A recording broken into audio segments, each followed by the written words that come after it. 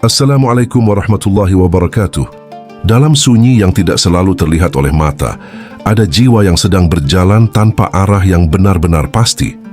Bukan karena jalan itu tidak ada, tetapi karena hati terlalu penuh dengan suara yang saling bertabrakan. Ada keinginan yang belum selesai. Ada masa lalu yang masih menempel di dalam ingatan. Ada harapan yang terus mengejar sesuatu yang belum tentu membawa ketenangan. Di tengah semua itu, hidup tetap bergerak, waktu tetap berjalan, namun di dalam batin seringkali ada ruang yang terasa sesak, seakan tidak pernah benar-benar menemukan tempat untuk beristirahat. Manusia sering mengira bahwa ketenangan akan datang ketika keadaan menjadi sempurna, ketika masalah selesai, ketika luka tidak lagi terasa, ketika hidup sesuai dengan apa yang diinginkan. Namun semakin dikejar, semakin jauh ketenangan itu terasa. Seakan ada sesuatu yang salah dalam cara mencari. Dalam pandangan tasawuf, kegelisahan seperti ini bukan tanda bahwa hidup sedang hancur, tetapi tanda bahwa hati sedang dipanggil untuk kembali mengenal sumbernya. Sebuah panggilan halus yang tidak selalu terdengar oleh pikiran yang terlalu sibuk. Di dalam perjalanan batin, ada satu medan yang paling sunyi namun paling berat, diri sendiri. Di sana tidak ada musuh yang terlihat, tidak ada lawan yang nyata, namun pertempuran terjadi tanpa henti. Pikiran menuntut banyak hal, hati ingin sesuatu yang berbeda, dan kenyataan tidak selalu mengikuti apa yang diharapkan. Dari sini lahir ketegangan yang terus berulang, seolah tidak ada jalan keluar. Padahal seringkali yang dibutuhkan bukanlah jawaban baru, melainkan cara pandang yang lebih dalam terhadap apa yang sudah ada. Para ulama tasawuf mengajarkan bahwa jiwa manusia memiliki lapisan-lapisan yang tidak semuanya tenang. Ada bagian yang selalu ingin menang, ada bagian yang takut kehilangan, ada bagian yang sulit menerima. Selama bagian-bagian ini tidak dipahami, maka hidup akan terus terasa seperti lari tanpa garis akhir. Bahkan ketika dunia luar terlihat baik-baik saja, di dalam tetap bisa terasa ribut tanpa suara. Di titik ini, muncul sebuah pertanyaan yang tidak selalu diucapkan, tetapi dirasakan dalam diam. Mengapa ketenangan terasa begitu jauh, padahal segala sesuatu yang dicari sudah ada di sekitar? Jawabannya seringkali tidak berada di luar, tetapi justru tersembunyi di dalam cara berhubungan dengan diri sendiri. Karena yang membuat berat bukan selalu apa yang terjadi, tetapi bagaimana segala yang terjadi ditanggung di dalam hati. Dalam jalan para pencari, ada pemahaman bahwa Allah tidak pernah jauh dari hambanya. Namun hati yang penuh perlawanan seringkali menutup rasa kedekatan itu sendiri, bukan karena Allah menjauh, tetapi karena batin terlalu sibuk menolak keadaan yang sedang terjadi. Dari sinilah mulai terbuka, bukan untuk mengubah seluruh hidup dalam sekejap, tetapi mulai melihat dengan cara yang lebih tenang, bahwa setiap keadaan memiliki ruang untuk dipahami, bukan hanya dilawan. Ketenangan bukan sesuatu yang datang sebagai hadiah setelah semua masalah selesai. Ia seperti ruang yang terbuka ketika perlawanan mulai dilepaskan. Ketika hati berhenti terus-menerus menolak, perlahan ada sesuatu yang mulai terasa ringan. Bukan karena hidup menjadi lebih mudah, tetapi karena beban di dalam cara memandang hidup mulai berkurang. Dalam jalan ini tidak ada tuntutan untuk menjadi sempurna. Yang ada hanyalah proses kembali mengenali diri yang selama ini terlalu sering disalahkan, terlalu sering dipaksa, dan terlalu sering ditinggalkan dalam kesunyian batin. Padahal, di dalam diri itulah Allah menempatkan ruang untuk memahami, ruang untuk kembali, ruang untuk berdamai. Dari sini perjalanan mulai mengalir lebih pelan, bukan untuk menjadi orang lain, tetapi untuk berhenti menjadi musuh bagi diri sendiri. Sebab dalam kesunyian yang paling dalam, selalu ada cahaya yang perlahan menunggu untuk dikenali kembali. Dalam diri manusia ada satu kecenderungan yang sering tidak disadari, dorongan untuk selalu menolak apa yang sedang terjadi. Seakan-akan setiap keadaan harus sesuai dengan harapan, setiap jalan harus mengikuti rencana, dan setiap rasa harus berada dalam kendali. Ketika hal itu tidak terpenuhi, muncul kegelisahan yang perlahan berubah menjadi tekanan di dalam batin. Dari sini lahir rasa tidak cukup, rasa tidak puas, dan rasa ingin terus menjadi sesuatu yang lain. Dalam pandangan para sufi, bagian ini disebut sebagai dorongan nafs yang belum tenang.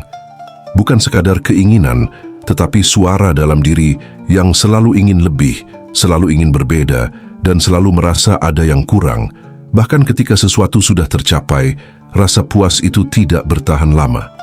Seakan-akan ada ruang kosong yang tidak pernah benar-benar terisi oleh apapun dari luar. Keadaan ini membuat manusia terus bergerak tanpa benar-benar berhenti.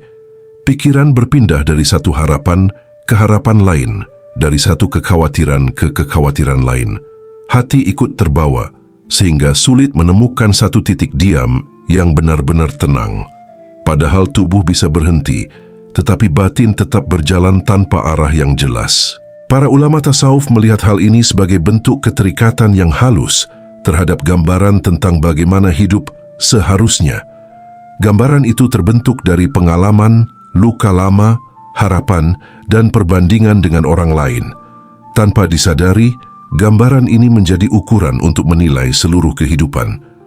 Ketika realitas tidak sesuai dengan ukuran itu, muncul penolakan di dalam hati. Penolakan inilah yang membuat seseorang terus merasa tidak berada di tempat yang tepat, bukan karena hidupnya salah, tetapi karena cara memandangnya belum tenang. Seakan-akan ada pertempuran kecil yang terus terjadi antara apa yang ada dan apa yang diinginkan. Dan pertempuran itu tidak pernah benar-benar selesai selama standar di dalam diri terus menolak kenyataan yang hadir. Dalam perjalanan batin, ini menjadi salah satu hijab yang paling halus, karena tidak terlihat sebagai kesalahan besar, melainkan sebagai sesuatu yang dianggap wajar, ingin lebih baik, ingin lebih sempurna, ingin lebih sesuai. Namun ketika dorongan itu tidak disertai penerimaan, ia berubah menjadi sumber kelelahan yang tidak terlihat. Di sini sering terjadi kelelahan yang tidak bisa dijelaskan dengan kata-kata. Segala sesuatu tampak baik-baik saja dari luar, tetapi di dalam terasa seperti tidak pernah berhenti bergerak. Bahkan saat beristirahat, pikiran tetap sibuk mengulang, membandingkan, dan mengoreksi apa yang sudah terjadi. Seolah-olah tidak ada ruang untuk benar-benar diam. Para sufi mengajarkan bahwa ketenangan bukan berarti menghapus keinginan, tetapi memahami dari mana keinginan itu muncul. Apakah ia lahir dari kebutuhan yang dalam, atau hanya dari dorongan untuk menghindari ketidaknyamanan?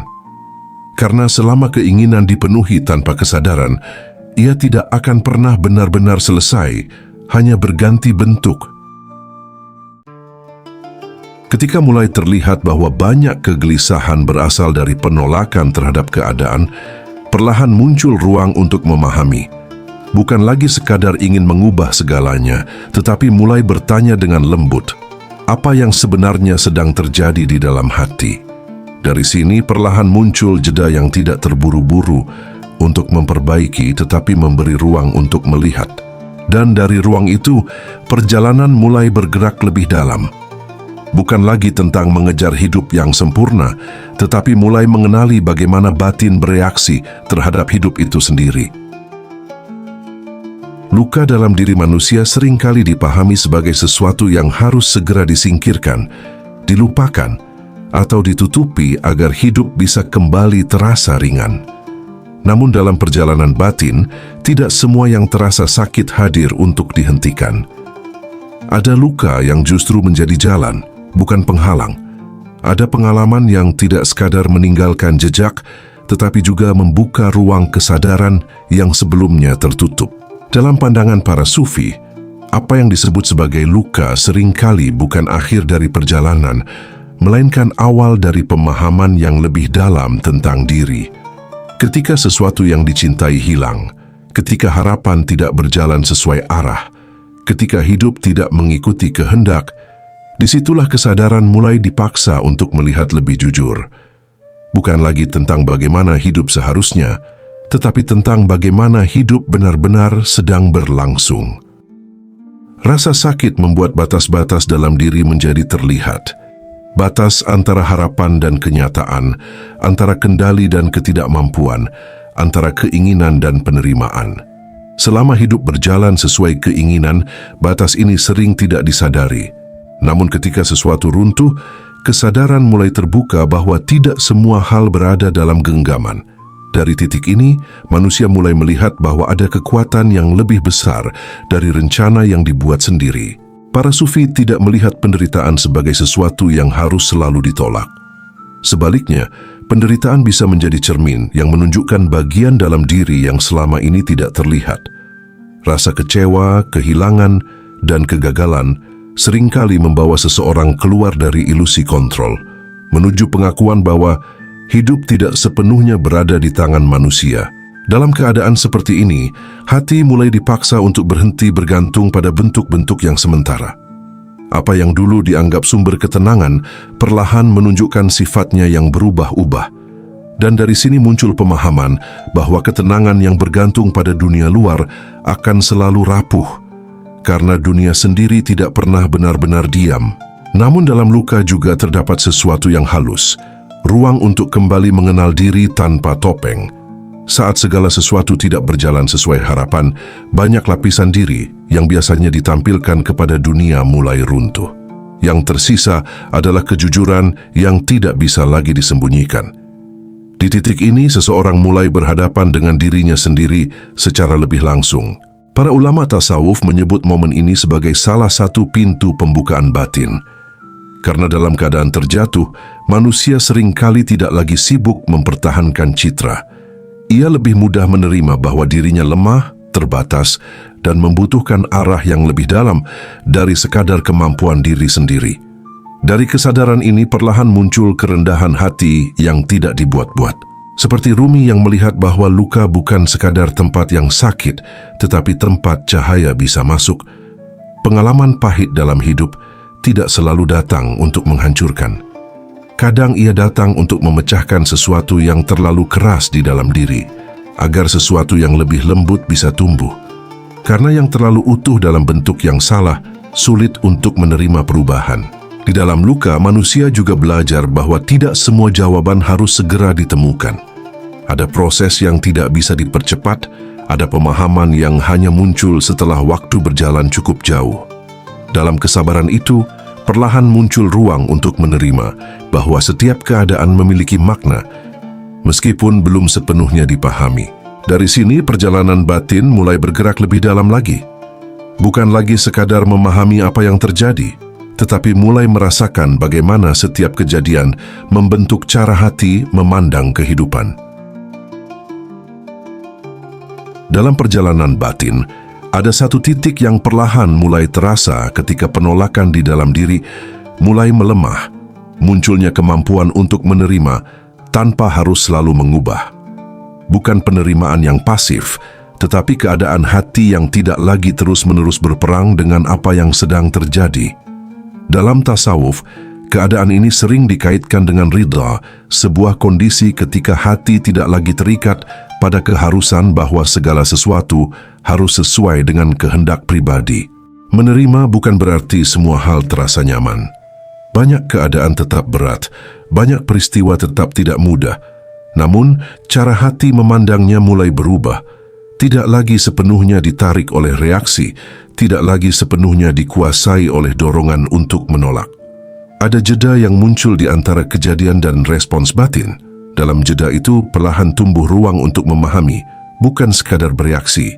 Para sufi menggambarkan keadaan ini seperti air yang mulai tenang setelah lama bergelombang. Air yang tenang tidak kehilangan bentuknya, tetapi ia tidak lagi terombang-ambing oleh setiap gerakan kecil di sekitarnya.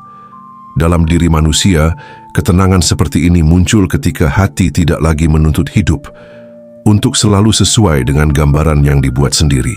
Salah satu hal yang membuat penerimaan terasa sulit adalah keinginan untuk mengontrol hasil. Manusia sering merasa bahwa ketenangan hanya bisa hadir jika semua hal berjalan sesuai rencana.